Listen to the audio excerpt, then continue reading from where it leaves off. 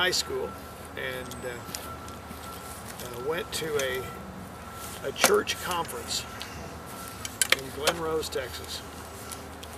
And Ellie was the campus minister for University of Texas at Arlington. And he was very full of what was then the Faith and Life community. They were trying to organize an auxiliary Faith and Life community in Arlington, and he was going to be the head of that. And but he was this amazingly jovial question poser. That was he big and heavy then? Oh yeah, he was big and heavy then. Was he bald? No, he actually had hair, I believe. As I recall him, he had hair. But he was he did a lot of activities, games and various things, and then we'd sit down and talk about what happened in every one of them. You know, probably wasn't Orid at that point, but it may have been, I don't know. I just remember him being one who would suddenly shift from the light to the almost too heavy to even deal with questions. Yeah.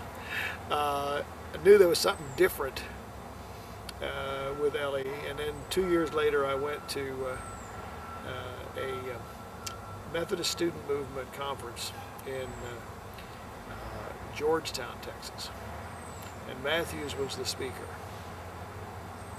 And Matthews did 4 God lectures back to back, and most of the people were on the floor in that auditorium. There were probably a couple of thousand college students at this conference, and I remember him standing on that stage and saying, how many of you people out there are the church? And the hands went up like crazy, and then he proceeded to start asking questions, and with every question and every response, the hands began to come down until there were no hands raised.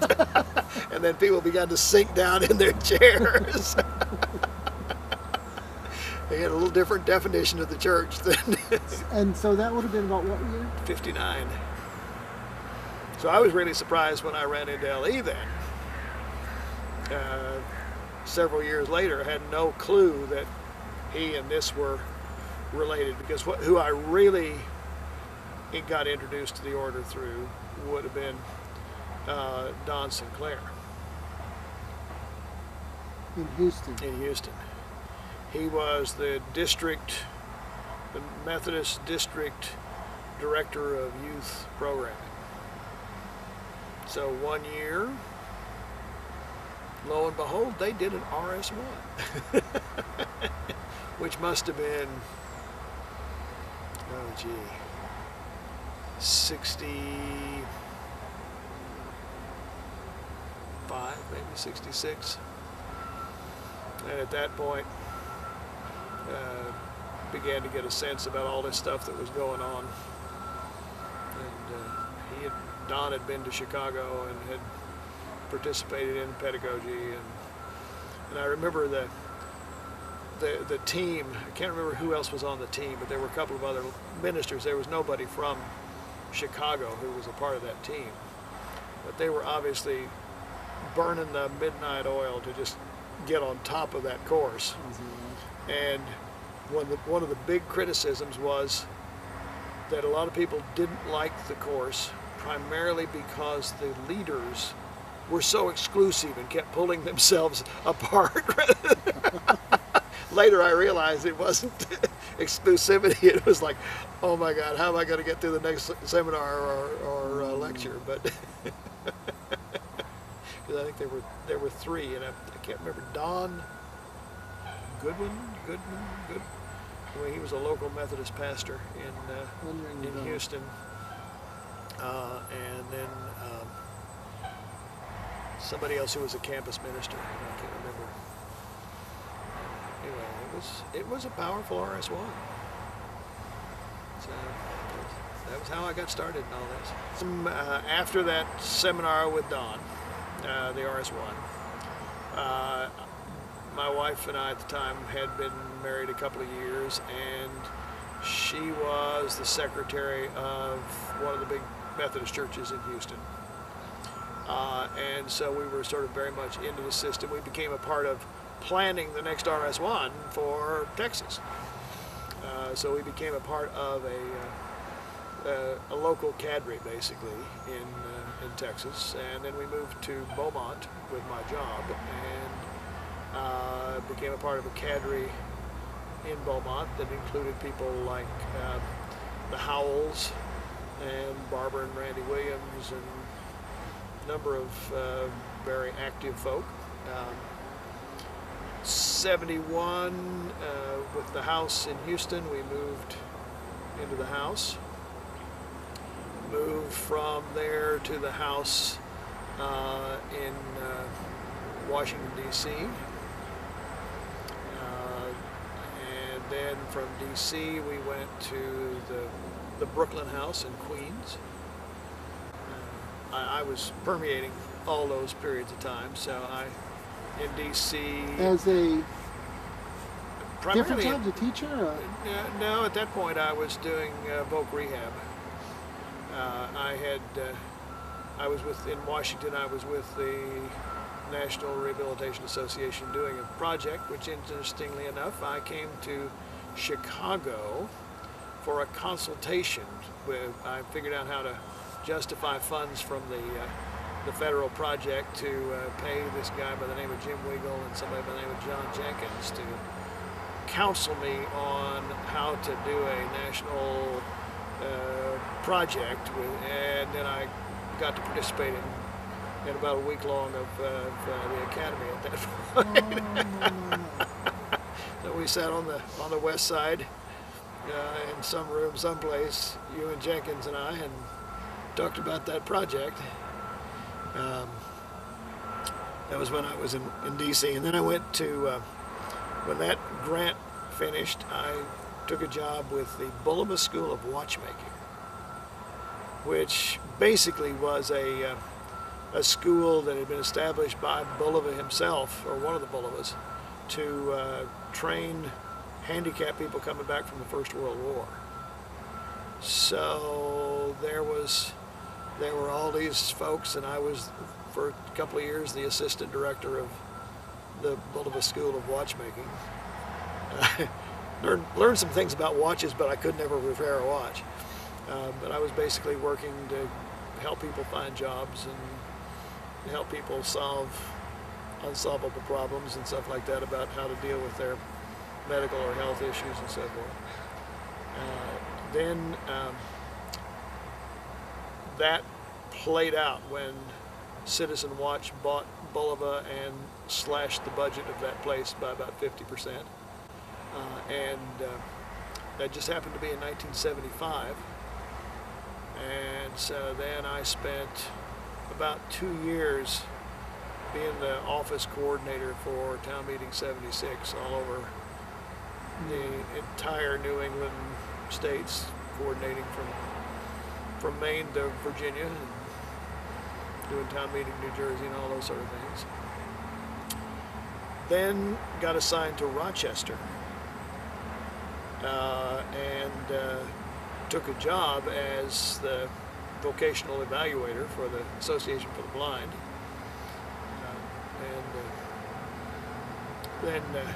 And sort of operated on the John Koch philosophy of if nobody else knows you don't know, it doesn't matter.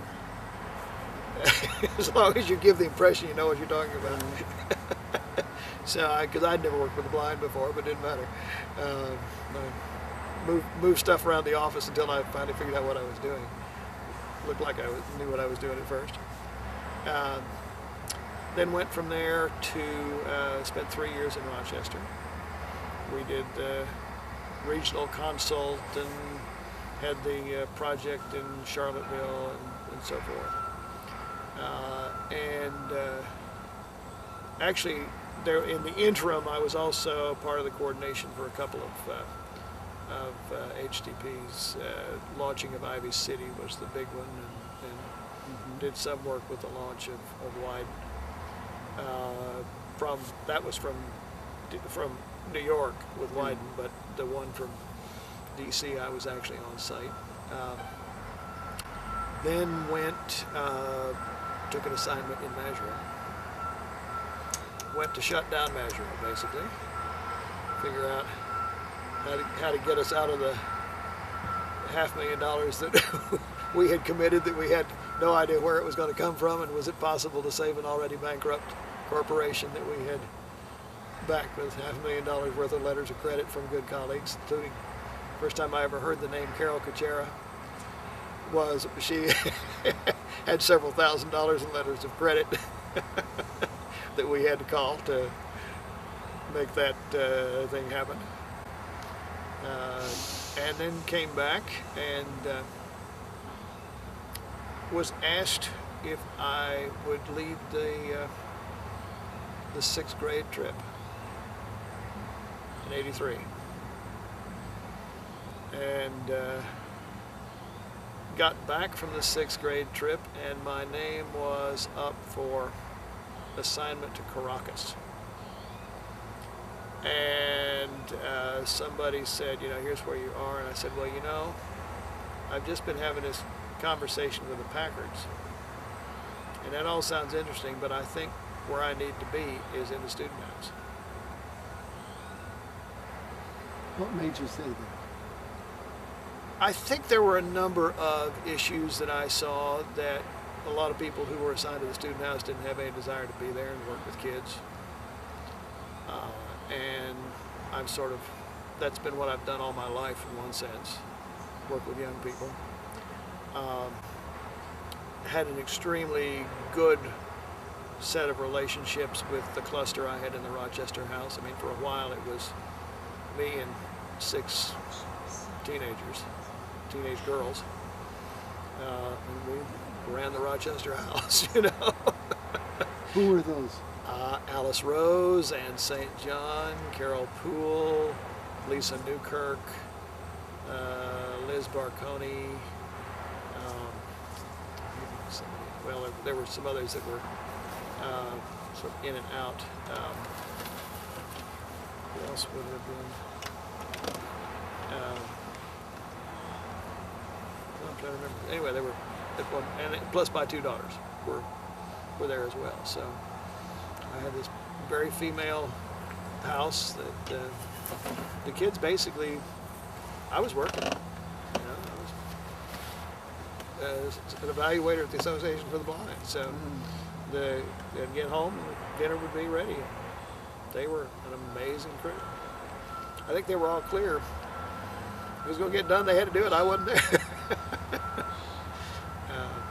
But I think that had a lot to do with why I said I thought I needed to be in the student house. I thought, oh God, the Packards are the only ones who want to be there.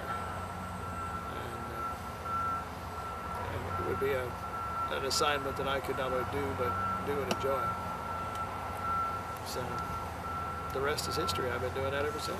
I think there's something about that I sort of continue to feel young when I'm around young people. I just have no sense that I ever want to go into a retirement community, for instance, because there's an exuberance about life that I continue to be reminded about with the 8-year-olds and the 15-year-olds and all that struggling with life. Now, some of it, maybe sort of the sadistic nature as well. I don't know. I remember when we had the RLC here, there was a wonderful English teacher who all the kids respected and really liked, even though she was probably the hardest teacher on any of them. And she had demands, but the expectations were clear, and they worked hard to get their stuff in for her. I had the chance to have a conversation with her once about why she taught 7th grade, because it's not a popular grade to teach. In fact, I was reminded that my one semester in college, when I was an education major, I had the head of the department who, in almost every lecture, would somehow manage to slip in the statement, whatever you do, don't get caught teaching 7th grade.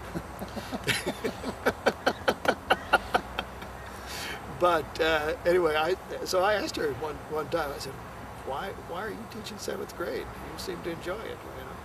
She said, "Well," she said, "You know, I trained as a 2nd grade teacher."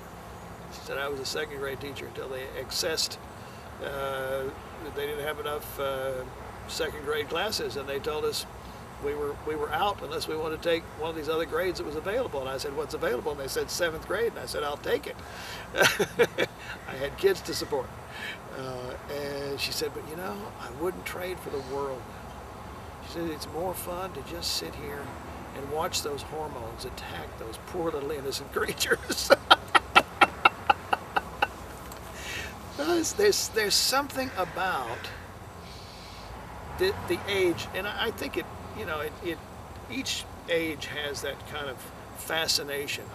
I love now doing the 8, 9, and 10-year-olds because there's this kind of wide-eyed awe of what's going on. You get them out in the world, and you know, there's a thatch ant hill up there on the hill behind us where the kids will sometimes spend hours just watching the ants, putting out a twig and watching the ants move the twig out of their row so they can be back about their business. Or, you know, take them out and I got some pictures this summer of the kids with the frogs, you know, holding the frogs, putting a frog hair on their arm and letting it just sort of sit there and then hop off. And there's just this fascination with the discovery in that 8, 9, 10-year-old group. And then you get in the next group up, and they're trying to figure out, what is it that makes me unique? What is it makes me different?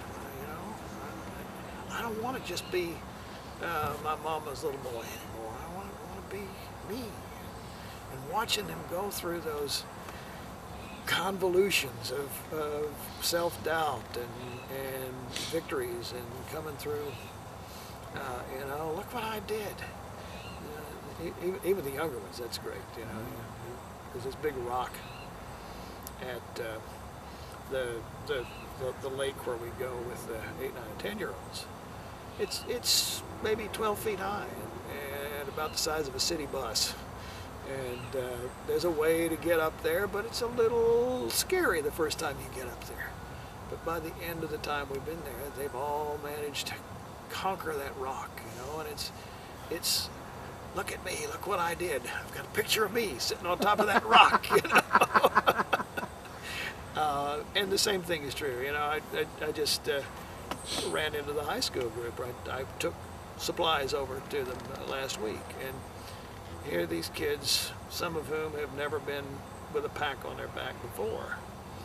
You know, we did 45 miles. You know, we started at the mouth of one river and went up and over to the trailhead on another river, up over the pass, going both directions. We did it, 45 miles. Well, I was telling David, who came in a few minutes ago, you know, well, your grandson, he was complaining a bit at the first of the trip, I understand, about how heavy the pack was. And one of the staff members was sharing with me that the day before they got back to the end of the trail, that as he put the pack on one morning, he says, "I don't know whether it's me or this pack, but it seems to have gotten lighter." Just, you know, those kind of victories that you see kids the chance to sort of come alive. I'm thinking how to ask this question, but it strikes me a lot of your work also has had to do with a next level up of younger people who are the ones that are out there with the kids now. You betcha. You betcha. What keeps you going with that? I mean, a lot of people, because these are the fearsome Gen Xers or millennials or whatever like that, you know, that are supposed to be so different from people our age and stuff. What's been your experience with them? I love their energy. I love their passion for things. I love their questioning nature. You know, they're not going to just sit still with something. I mean, we're going through the process of reinventing journeys right now, and I'm really clear that, you know, they're going to be the ones to reinvent it, not me. But there's also a pleasure in knowing that, you know, I was a part of the formative part of their lives. I mean, you look at Darcy, who's, you know, 13 years old, and is coming back now to take over the the program, and I think she's 26 this year. You know, it's her program in one sense. You know, she graduated from that.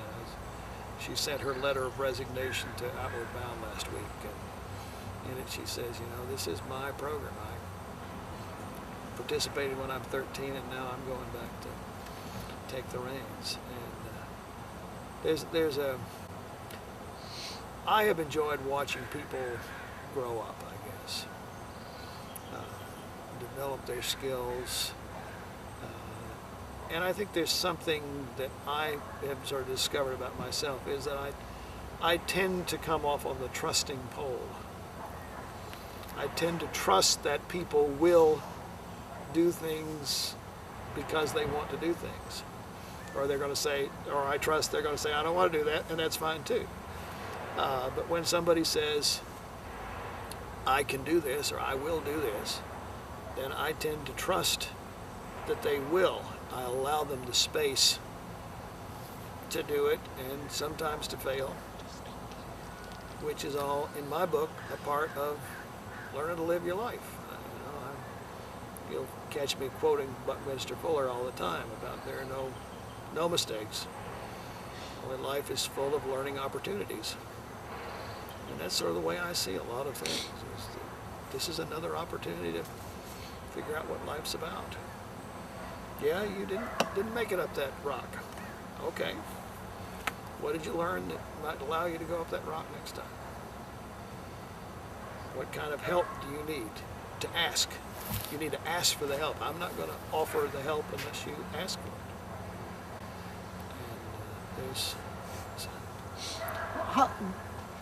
And Thinking back over this whole journey that you've been on, what are the couple of points of real significance for you and what you've been involved with? Sort of your piece of this living legacy. Well, I mean, obviously one of them is the people that I've had a chance to relate to over the years. And interestingly enough, probably a lot of them are the younger people. I mean, there are people like Leif and Amara and Dave Moskowitz and Darcy Otte, and a number of others who have come my way and have had a chance to shape who I am. The legacy is not all stuff that I have given somebody else. The legacy is in the interactions and the fact that I have probably gotten far more than anybody else has out of this journey. I know that my time in Majuro was, especially toward the end, an amazing set of revelations about the potential for creating change even when you think you're not doing anything. When Sandra True came out and Art Smith came out, and we went around and talked to people about, just what had happened in Majuro. Looking at the things that the consult had said were potential to happen, and if they happened, it would change life. They had all happened. Every one of those things, not necessarily the way we planned it or that we implemented it. Sort of the title, not necessarily the paragraph. That's right. Well, more than that, it was the paragraph. It was just a different paragraph, I mean, it was, people had caught vision. They had this time of ruminating, whatever else. And some of them totally 180 degrees. I remember sitting at the desk of one of the fellows who, when we went there, was the one who was driving toward them becoming a part of the Federated States of Micronesia. And on the other side of the consult, they had shifted and were headed toward being a separate republic. Now, whether that's good or bad, I don't know. Time will tell.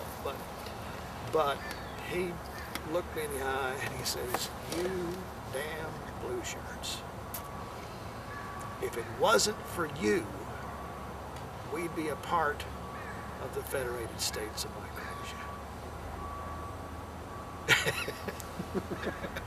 What kind of testimony do you need that it is possible to bend history? And so I think that has shaped a lot of my philosophy from that point on. You know, it is possible to bend history. Now, sometimes you just bend it out of shape. I'm clear about that too, but that it is possible. And it's we were talking earlier about intention, intentional community or intentional anything else. The intention does make a difference. If you go in with no intention, you're the one who's going to get bent. And you're probably going to get bent anyway. But I mean, this. And as you're saying, it's striking me that that's a lot the role that your Darcys, your Leifs play with these younger kids. Oh, is absolutely. like, I'm here and it's possible. I'm Yep. here and it's possible. Yep. And one of our mantras is no shame or blame. You know, okay, so you didn't do it. You've got the possibility to try again. Okay, so you two got in a fight. What are we going to do next time? What's possible? You know, and the other side of that is challenge by choice. You don't have to do any of this. You've challenged yourself to be here. How much further do you want to challenge yourself? And of course, there's that peer pressure and whatever else that causes you to go, well, maybe I could get up there on that rope. Everybody else up there, but maybe I could get up there, you know. There is something about group dynamics that cause people to do things they wouldn't normally by themselves do. Eat certain foods they wouldn't normally eat. Put a pack on their back that they wouldn't normally do. Discover things about themselves they wouldn't necessarily find out any other way. I think that's a part of the next discovery. I'm not entirely sure. You know, I'm really clear that I need to step back. You know, I need to find that next part of my journey, which is not heading up the Journeys program or stepping on Darcy's toes. And I'm sure there will be things which I go, oh God, I'd have never done it that way. And I just, you know, one of the things I'm clear about is I need to be focused enough someplace else so that I don't go, what did you do?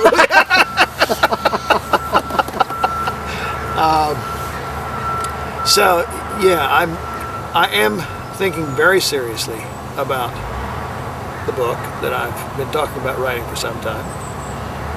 In fact, I got an email this morning from Michael Dowd. We were talking about Michael Dowd yesterday. Michael is coming out with a book that's called Thank God for Evolution. And he's inviting people to, well, do sort of like what you're doing. Send him stories. Send him things about where, you know, nature has grabbed and inspired you, where the concept of evolution has come beautifully clear to you in terms of your own faith or whatever else.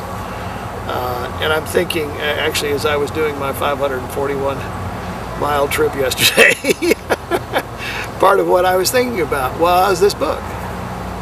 And one of the things I think I want to do is solicit some stories from people about their reflections on their coming-of-age journey or their solo crossing or their 6th grade trip back whenever.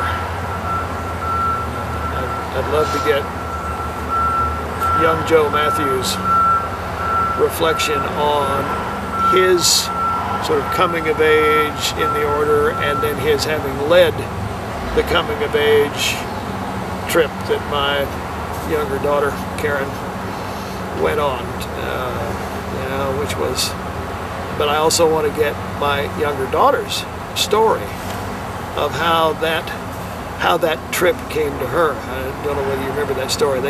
He took them to Mexico, the 6th grade trip on a couple of old dilapidated buses, and their ritual of coming of age was they stood in a line at the bottom of the Temple of the Moon the Pyramid of the Moon. And it was at night, and they probably shouldn't have even been there, you know. And they symbolically took an imaginal knife and they cut out their heart. And they took their heart and they carried it to the top of the Temple of the Moon. So I heard her tell that story when she was in 7th grade. You know, I'd like to hear her tell that story now. You know, as the mother of a daughter who is going through that trip this summer. That's sort of the image that I'm beginning to get in terms of what this book might look like and how it might be helpful to other people who are thinking about the importance of ritual in that coming of age experience. Because I am convinced it's one of those areas that our society has totally thrown out with the bathwater. And because we don't call people to consciousness about their life transitions. We've got what Bly calls the sibling society, where we're all, you know, just little children together here in this place, and all focused on what I want. And, anyway, that's one of the things I'm thinking about where I go next.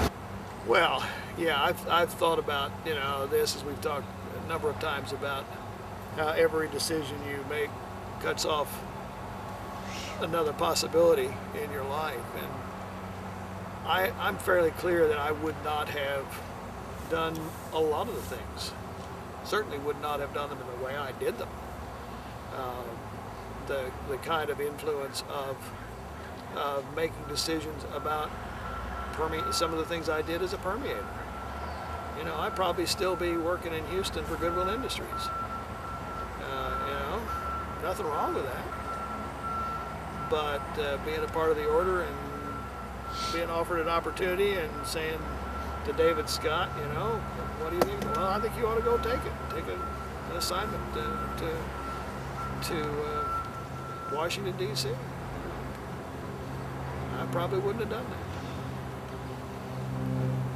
that. Same thing is true about, I certainly wouldn't have wound up applying for a job at the Bulova School of Watchmaking because they thought I ought to be in New York City, you know. I mean, those kind of things were influenced, and then that put me there for other opportunities and so forth. So I'm really clear that what the order did for me, or ICA, whichever you want to talk about, was offer me a lot of life opportunities that I would not have ever probably even considered.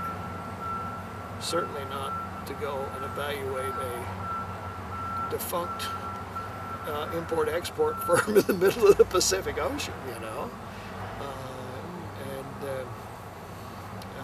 Certainly, well, I don't know, maybe I might have wound up working with youth because, you know, I had, all the way back in my history, I had, before I ever got involved with this, well, that's not true, actually.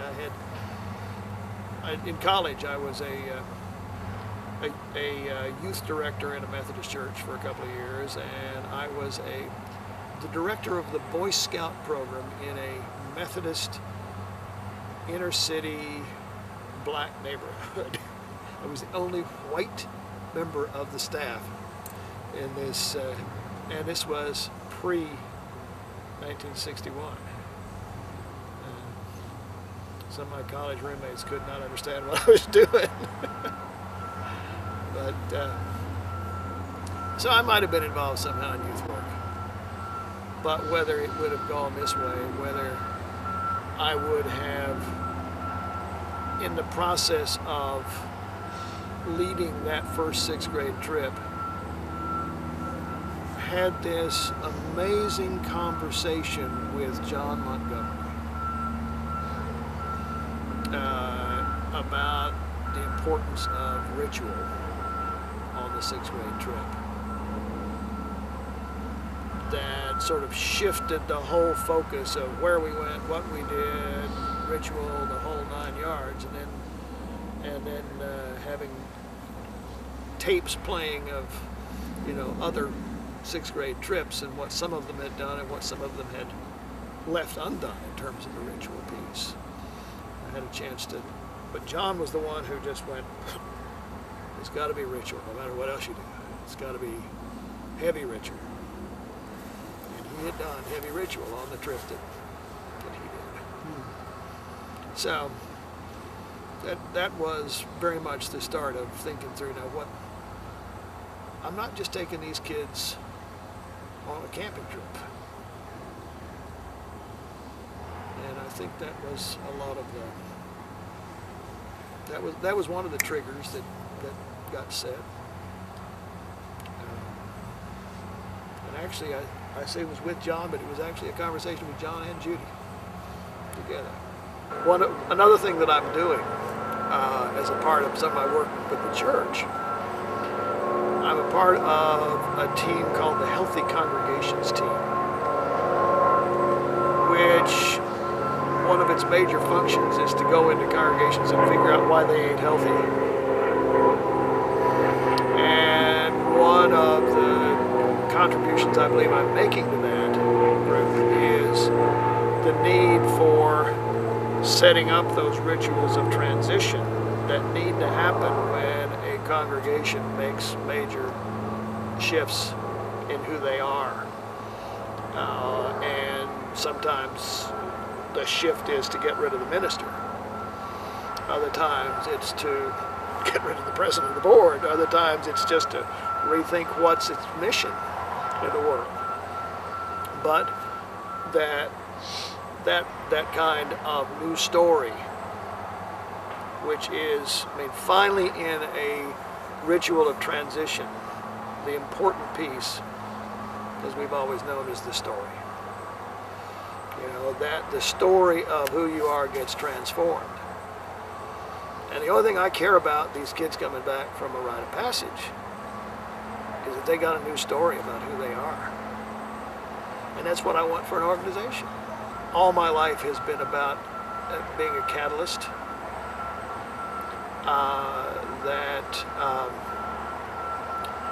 it's been about helping others to take a look at what's going on and asking the questions, not necessarily to pontificating. I don't feel, even though I may look like I'm real comfortable here pontificating, I always have a little struggle with the pontificating role, because what I really want is for people to be dealing with their own questions and facing their own questions. And for me, that's a part of what my role is to do that. And part of what, therefore, obviously, that's my story. And part of it is that I have to keep reminding myself I have to do the same thing. I have to continue to ask myself questions like the embarrassing one you just asked me. There's a great quote, which I can never exactly quote, but basically says that a question is a great traveling companion. An answer puts a stop to the journey. And I think there's some real truth that we all need the questions that continue to propel us forward. If we're not answering questions or working at how to answer questions, then life begins to go downhill. And the last thing we need is for somebody else to be answering our questions for us.